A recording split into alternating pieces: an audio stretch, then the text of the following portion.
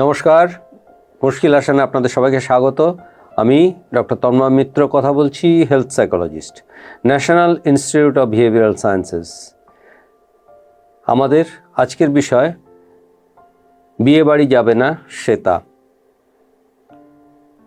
এইটা শুধু শ্বেতার প্রবলেম না, এই শ্বেতার মতো আরও অনেকে আছে যাদের এই একই সমস্যা, বিয়ে বাড়ি যাবে না। অথচ এই বিয়ে বাড়িটা 3 মাস আগের থেকে নেমন্তন্ন, বন্ধুবান্ধবের সঙ্গে আলোচনা হচ্ছে, বাড়ির আত্মীয় স্বজনের সঙ্গে কথা হচ্ছে, সবাই জিজ্ঞেস করছে কী রে, কোন শাড়িটা পরে যাবি, কি কোন গয়নাটা পরবি। এমনকি ব্যাংক থেকে যদি লকার থেকে আনিয়ে রাখার দরকার হয় গয়না, সেসব নিয়েও আলোচনা হচ্ছে। মুখে মুখে সেটা বলে যাচ্ছে হ্যাঁ যাব, এই শাড়ি পরবো। এমনকি কিছু মডেলদের সাজগোজ সেটাও দেখা হচ্ছে, কিন্তু মনে হচ্ছে বিয়েবাড়িটায় বোধহয় আমি যেতে পারবো না। এই যেতে পারবো না তার প্রধান কারণটা কি? যেতে পারবো না তার কারণ হচ্ছে ওই যে যখন গিয়ে সাজগোজ হয়ে যাবে, সবার সামনে দিয়ে যখন যাব, সবাই যখন আমাকে দেখবে বিয়েবাড়িতে, তখন সবাই কি ভাববে, আমার সাজগোজটা কেমন হবে। এবং বোধহয় এমন কিছু হবে যেটা দেখে লোকে ভাববে যে এটা একটা হাস্যকর কিছু, হাসি পাবে লোকের, এবং তারা হয়তো সামনে না হাসলেও লুকিয়ে হাসবে। কি কথা বলবো, সবার সামনে দাঁড়িয়ে যখন কথা বলতে হবে, তখন কথা ঠিক মতো বলতে পারবো কিনা। আমার তো এমনিতেই অপরিচিত লোকের সামনে অসুবিধা হয়, ওখানে তো আরও অপরিচিত লোক।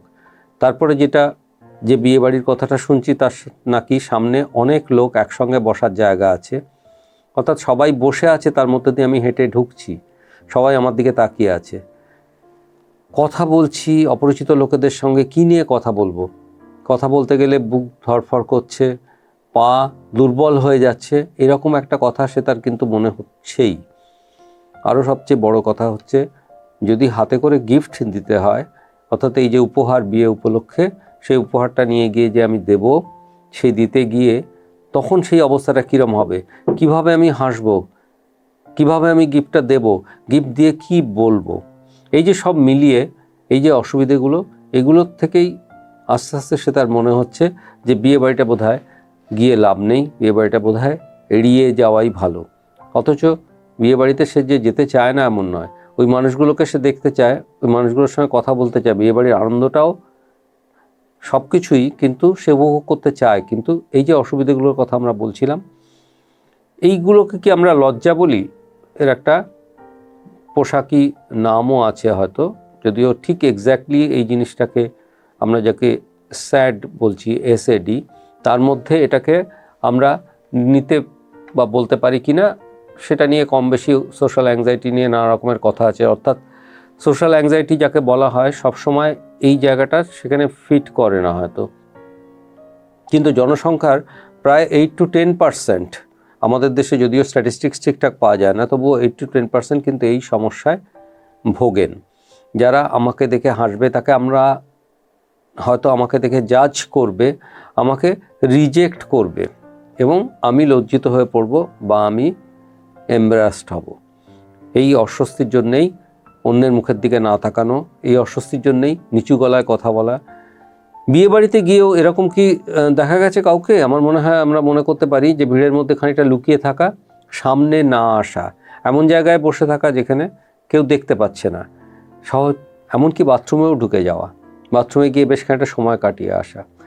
আরও একটা সিমটম হলো, আমি যদি সিমটম বলি, সেটা হচ্ছে যখন বিয়েবাড়ি থেকে বেরিয়ে আসতে হবে বা এরম একটা সোশ্যাল গ্যাদারিং থেকে বেরিয়ে আসতে হবে, তখন সবাইকে ঠিকঠাক না জানিয়েই বেরিয়ে আসা, অর্থাৎ সবাইকে যে বলতে হবে যে আমি বেরিয়ে যাচ্ছি, সেটাতেও অস্বস্তি বা লজ্জা, সেটা না জানিয়ে চুপচাপ বেরিয়ে যাওয়া যায় কিনা।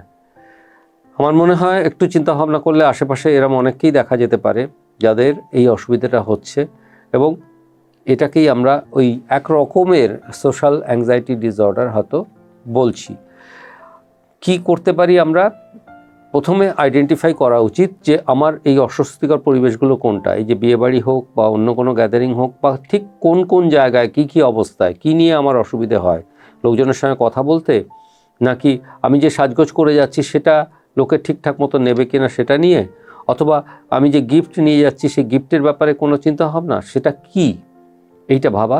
দ্বিতীয় কথা হচ্ছে নিজের কথা ভাবা বন্ধ করা, অর্থাৎ যে মুহূর্তে আমি নিজের কথা ভাবা বন্ধ করব সেই মুহূর্তে আমার কিন্তু অ্যাংজাইটি কমবে।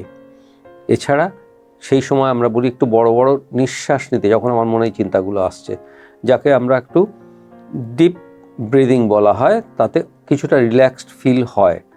আমাকে দেখে কেউ হাসছে এইটা ভাবার কোনো কারণ নেই। একটা বড় বিয়েবাড়ি বা গেট টুগেদারে সবাই সবাইকেই দেখে এবং সেখানে কাউকে দেখে হাসার মতো ঘটনা কিন্তু ঘটে না। ভাবতে হবে যে আমাকে স্বাভাবিক লাগছে, আমি স্বাভাবিক, আমি সবার সঙ্গেই কথা বলতে পারি। এই অভ্যেসটা তৈরি করতে হয়, যেটা আমি বলছিলাম যে প্রথমত একটা পরিচিত গ্রুপে, আমি যদি একটা বিয়ে বাড়িতে যাই বা একটা গেট টুগেদারে, সেখানে অত 2 জন 3 জন 4 জন আমার পরিচিত, প্রথমে শুরুটা সেই পরিচিতদের সঙ্গে করা দরকার। অর্থাৎ পরিচিতদের সঙ্গে কথা বলা শুরু করে তারপরে আস্তে আস্তে আমি একটু অপরিচিত দিকে যেতে পারি। পুরোটাই একটু অভ্যাসের ব্যাপার। আর এই বুফের সময়টা দাঁড়িয়ে খেতে হবে, এটাও অনেকের পক্ষে খুব সমস্যা তৈরি হয়। আমার মনে হয় যে এই অভ্যেসটা হয়তো একটু বাড়িতেও করা যেতে পারে, যেখানে আমি একটু দাঁড়িয়ে খাওয়া সেটা অভ্যেস করতে পারি। বসে খাওয়া ব্যবস্থা থাকেই, অর্থাৎ আমি বুফেতে প্লেট নিয়ে আমি বসতেও পারি কোথাও। অন্যের সামনে খাওয়াটাই কিন্তু প্রধানত এদের সমস্যা, অর্থাৎ সবাই আমার দিকে তাকিয়ে আছে, এই ব্যাপারটা।